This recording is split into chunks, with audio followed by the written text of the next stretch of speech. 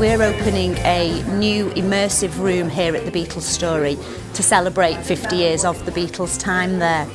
And it was an interesting time because they'd gone from a tumultuous year the year before, where they had launched the Sgt. Pepper album, and the sad news that their manager Brian Epstein had died.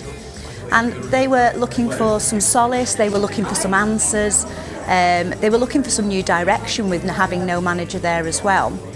And they were introduced to the Maharishi, and they went over to India in February 1968 to take some time out to do some transcendental meditation teaching with the Maharishi.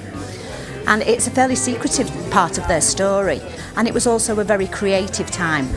They wrote a lot of songs out there that ultimately became the White Album that was released in the summer of 1968.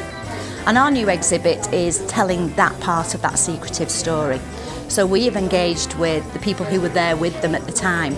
Pattie Boyd, who was George's wife at the time, George Harrison's wife. Jenny Boyd, her sister, who was a model who was there at the time. And Paul Saltzman, who was a sound engineer, and he took these images that have never been seen before, and that they've been judged as the most intimate images of the Beatles ever seen.